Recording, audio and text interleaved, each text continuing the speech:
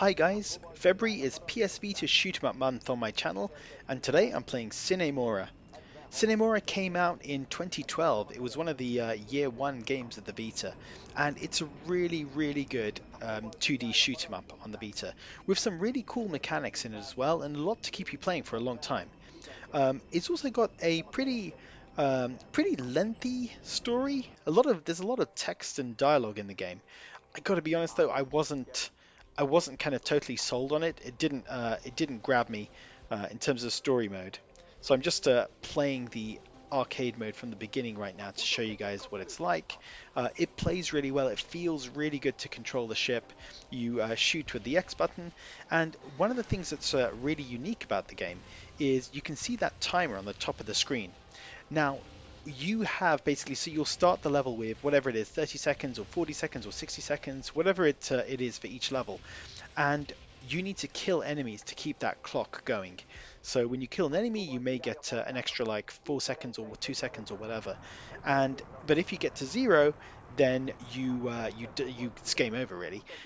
Also, when you take damage, that will affect the clock as well. So there were times where I had a clock full of 40 seconds and I took damage, and then it went to about 10 seconds. So you got to be really careful in terms of taking damage and everything as well. Like it said there on the screen just then, you've got a sub weapon, so you can use a sub weapon every now and again. The Seeker missiles, which are very useful, and there's a lot of different ships as well and special abilities. So I want to get through the tutorial, and then I can show you some of that as well. During cutscenes, you can press the L trigger to move forward and just kind of skip over some of the cutscenes a little bit, which is kind of useful. So, like I said, there is a story, but it just didn't really grab me, to be honest. So I kind of didn't pay a huge amount of attention to it. But this is quite useful. So on the right trigger, you actually can freeze time or slow time down. So I'm holding right trigger and I'm moving kind of at the same speed, but I'm slowing time down for everything else. And it's a really kind of cool and useful mechanic actually in the game.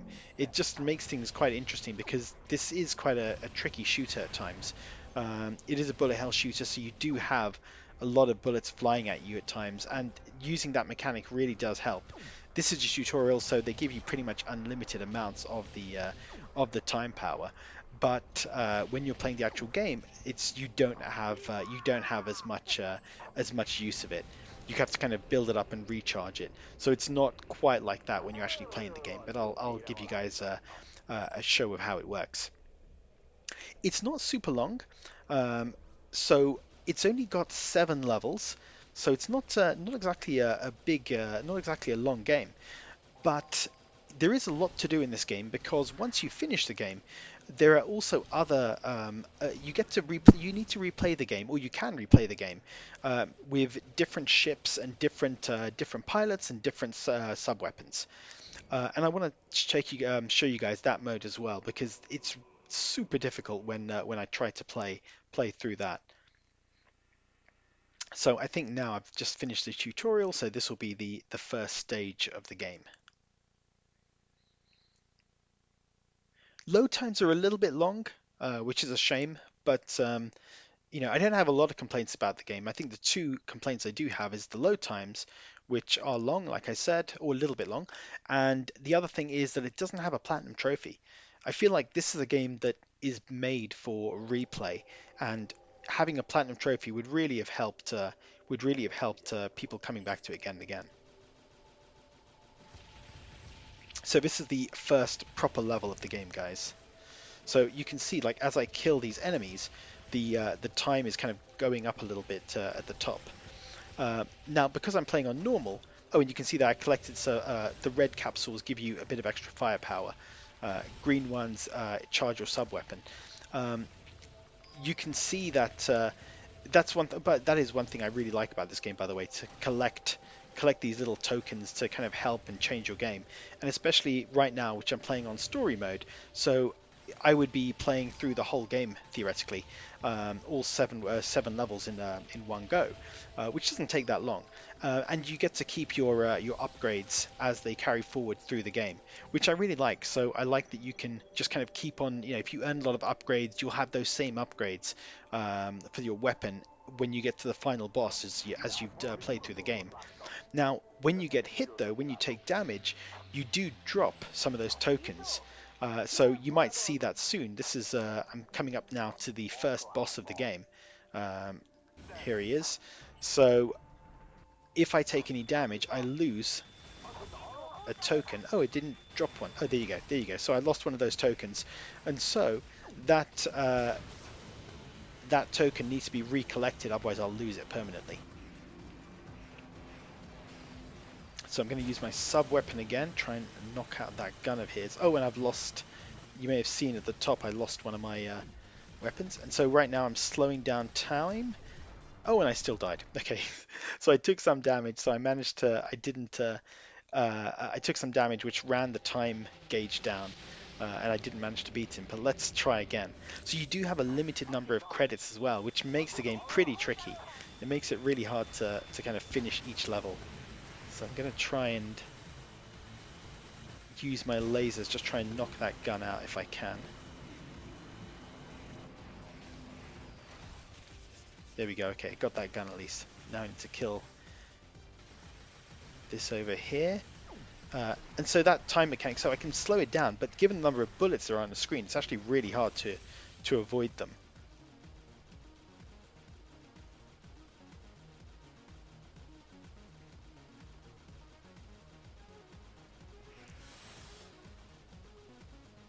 So there must be another gun here I need to kill. I'm just not seeing it.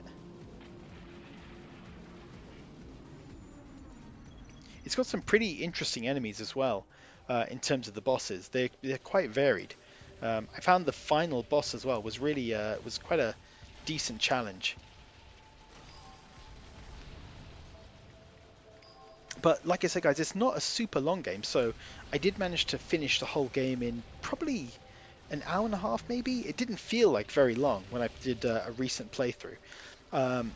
But there's so much more to do in this game, and obviously with difficulties as well. There's, you've got normal difficulty, which I'm playing on now, but there is a hard difficulty as well, and insane, or whatever the name is for like very hard difficulty. So there's a lot more there to kind of try and play through.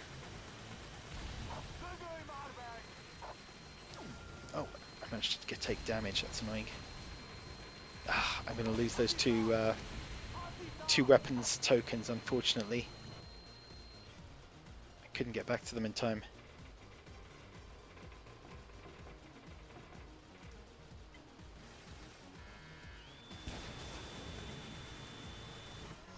There we go, managed to get him.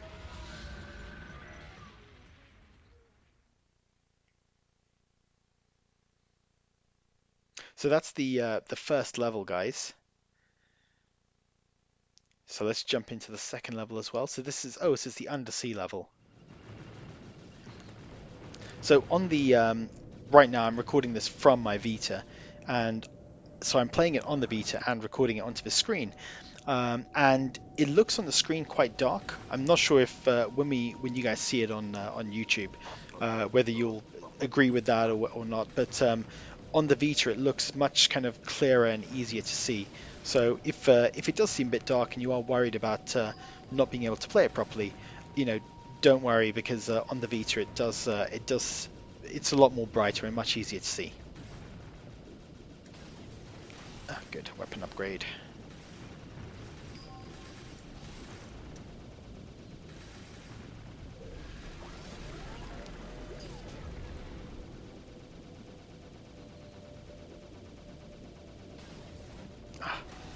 I hit a wall and dropped my firepower temporarily. So what I'll do, guys, is I'll exit this level, just show you some more of the other levels. So let me come out of here. I'll go to main menu.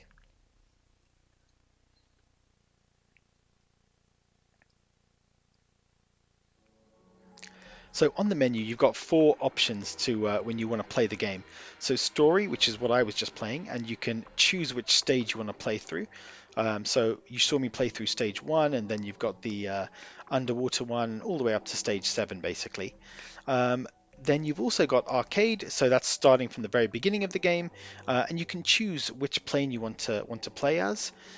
You've got score attack, so it's again playing the stages of the enemies trying to get a high score. You've got boss training to play each of the bosses in the game. So you can see there's quite a few bosses. But what I kind of find interesting in arcade is you choose a plane, you choose a pilot, and you choose a kind of a capsule or sub weapon.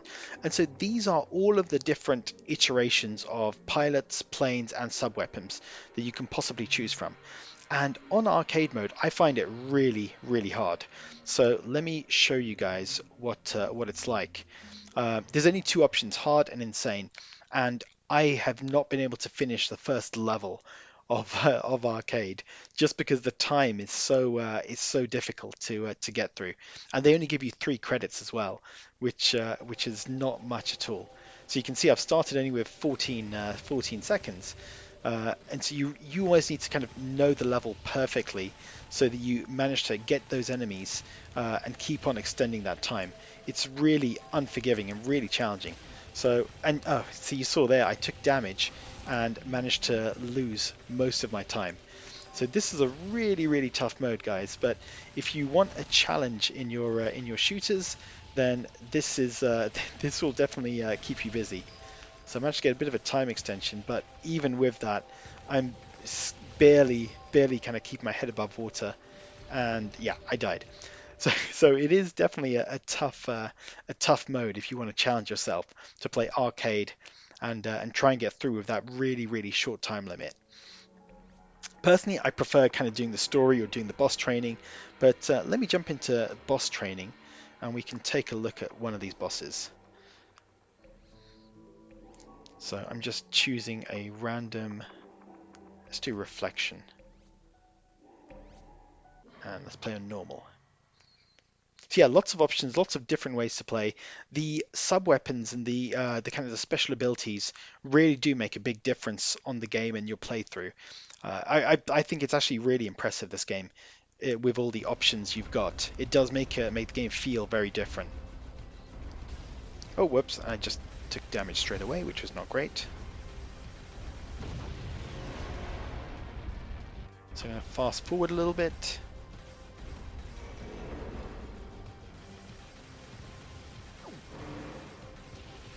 So I put my sub-weapon was reflection, to reflect enemy bullets, which is always a useful one.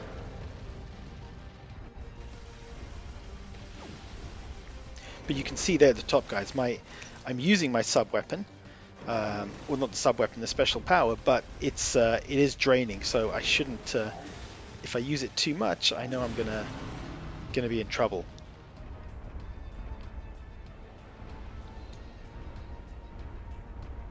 The graphics are just great on this game. It's if you saw my video about Skyforce Anniversary, it just, it's kind of similar, my view in terms of that. Just the graphics look great, and just the effects of explosions, I think, look awesome. Okay, I'm doing really badly right now, and I've lost. Yeah, I'm doing really badly, and I died. So guys, there's a lot here actually in terms of this game. There's a lot of bosses, a lot of gameplay here, and it's a really good game. Plays really well. I'm going to stop the video.